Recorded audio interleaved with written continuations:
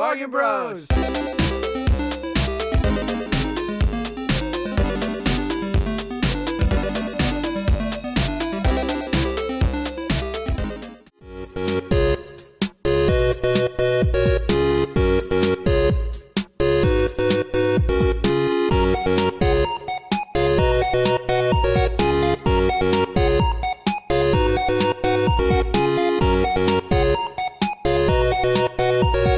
What is up, guys? Bargain Bros. You know, a little 4-month break, but you know, it's better than not coming back. Dave is the Bargain Bro today. Hey. He's with me. Of course, we're always competing against Jams, so you can use hashtag Patrick. Just don't even watch the rest of this video. Just write hashtag Patrick in the comments because you know we're gonna win. A little cocky. But this month, guys, we have our first themed episode. So this month is actually going to be a Halloween theme. So we have $15 to get a spooky game. Spooky game? Cake. $15 spooky game? Now, we never said, you know, the actual definition of scary. Maybe it's scary bad, scary good. But this is going to be over on Jam's channel, which you are on now. I don't know why I said that. But let's get going because let's just win this. Let's win it.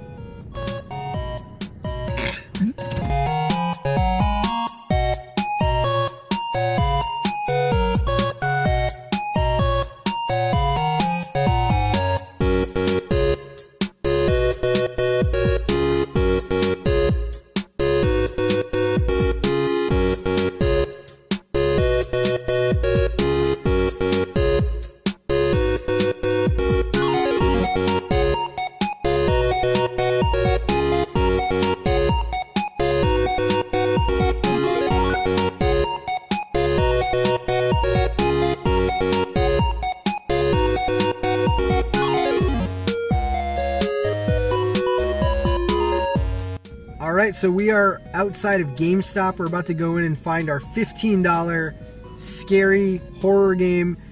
This is also a really rich part of Rhode Island, so hopefully these rich kids have been trading in some games because I'm ready to get spooked out. Dave, you love scary games. I hate scary games, man. I hate scary games. So Dave will be playing this, so let's go in right now. See what we can find. Alright, so I am starting in my favorite section, the Wii section, and quickly find House of the Dead 2 and 3, which is a great on-the-rails horror game, but unfortunately it's a little too cheap, so it doesn't fit today's episode, you know, the criteria. Next game, Scooby-Doo.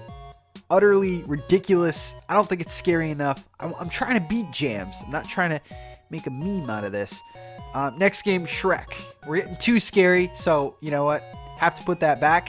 Tempting though, very tempting. And then the last game I find is a Titanic point and click adventure, but again, it is just too cheap and wouldn't make it in the competition. Alright, so next up is the Switch section. Not expecting a whole lot here. As you can see, the Resident Evil Revelations collection used, which is actually just Revelations 1, which would have fit the criteria. Darkest Dungeon. There's not a whole lot, especially for that $15 price in the Nintendo Switch section.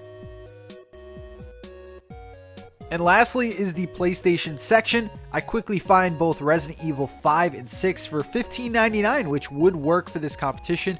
However, I'm pretty unsure of how these games are. I've heard a lot of mixed things. However, I think I may have found the game here in the PlayStation section. Alright guys, so we just got out of GameStop. I gotta say, it was kind of hard to find a game that was scary and a game that was $15 because we can't go under, but we can't go over either.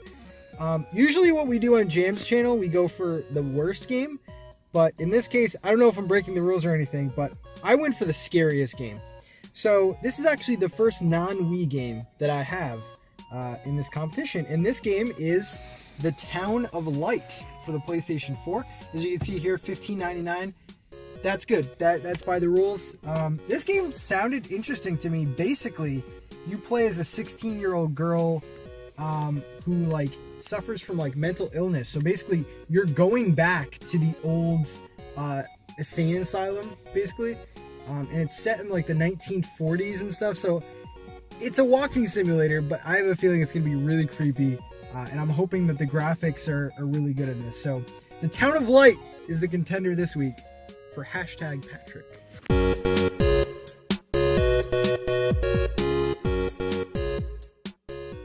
Hello, we are back with Bargain Bros, believe it or not, and this time we're actually doing something different. We're doing a themed episode. It's Halloween and scary. We're going for scary games. And it doesn't have to be good or bad, but I guess if it's scary bad, it could be good for the competition, not good. All right, $15, that's what we got. We're going to the store. Let's go.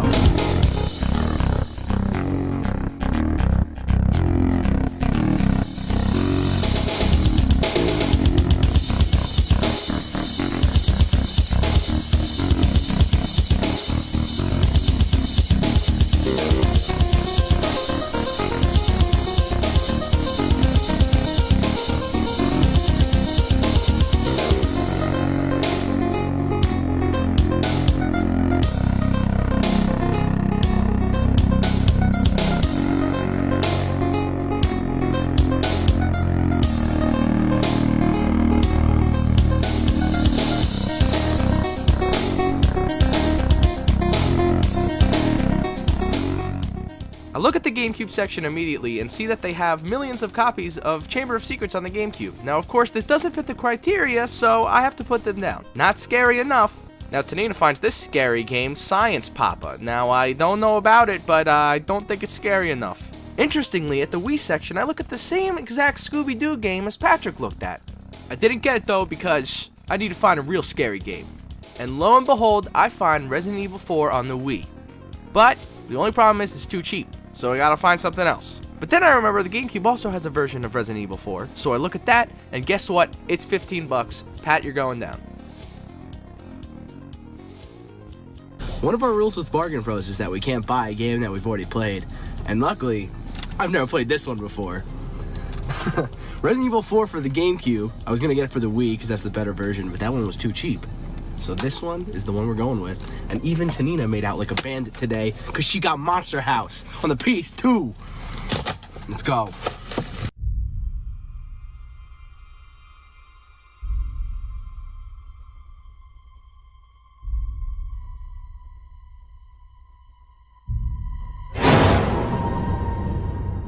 Let's check out the Town of Light for the PlayStation 4, also available on PC.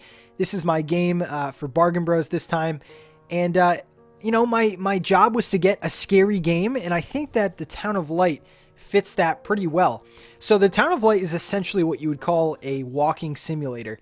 You play as a girl named Renee, who spent a lot of time in a insane asylum back in the 40s, 1940s, which just adds to the creepy factor. And you're revisiting this as, you know, an adult, revisiting this asylum, basically uncovering things and kind of reliving past moments and experiences that you had living in this asylum. And this game for me, it's not a game that's going to have a bunch of jump scares. It actually doesn't have, you know, many at all. It's not going to be a game where you're running away from a monster. But this game definitely tackles a lot of serious topics: mental illness, suicide, sexual abuse. And the setting of this game is actually based on an actual asylum in Tuscany, which is crazy. I was watching some videos behind the scenes. This is actually a recreation, like exact recreation of an actual asylum that you can find in Italy. So it's really crazy in that regard. And just, it's a fictional story, but the setting is very real. And as you're walking, you're seeing different things scattered about on the walls. Like you'll see diagrams of some of these 1940s medical procedures, something that's always scared me because, you know, a lot of these times the patients were abused, and you could just kind of see that through the different diagrams. You'll also find different journal entries and letters that kind of add to the all-around story of this game. So, you know, I think that someone playing this game might have a completely different experience than someone else playing this game. It just kind of, you know, it's up to the player, and that's kind of what a lot of walking simulators do. It's kind of up to the player to uncover more of that story. I would say from a scary perspective, like I was saying before, it's not like the jump scare kind of game. It's more so like a youth kind of scary thing, like as a kid going into like abandoned houses or, you know, places with tons of graffiti. It's kind of that youthful experience of fear and what could be out there, but I mean, going into this game, you know that there's no monsters or anything. you're just scared of the thought of it. So I think sometimes psychological horrors could actually be scarier than, you know, jump scare horrors and things like that. There's not a lot, you know, there's no gore or anything like that, but just the things that you find in here, the chilling images, like, for example, you know, you'll find your childhood doll, and just to see it in, you know, a weird state, you know, the doll is clearly, you know, weathered and disgusting looking, and you're just holding it tight to you, and then it'll cut to like a cutscene of you holding it.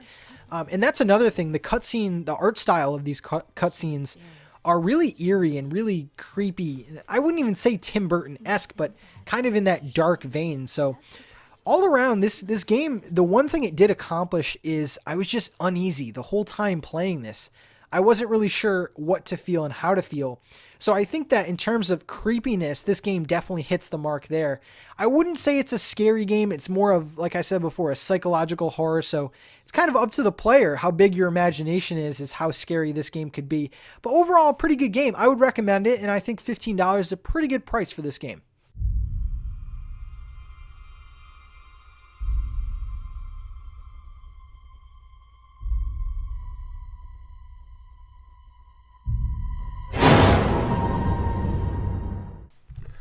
Are you drinking wine? So I got Resident Evil 4, and it's probably considered the best survival horror game ever made, and by most people. I've never played it. I don't like horror games. But for Bargain Bros' sake, I'm ready to jump in on this masterpiece. And I'll probably not get very far.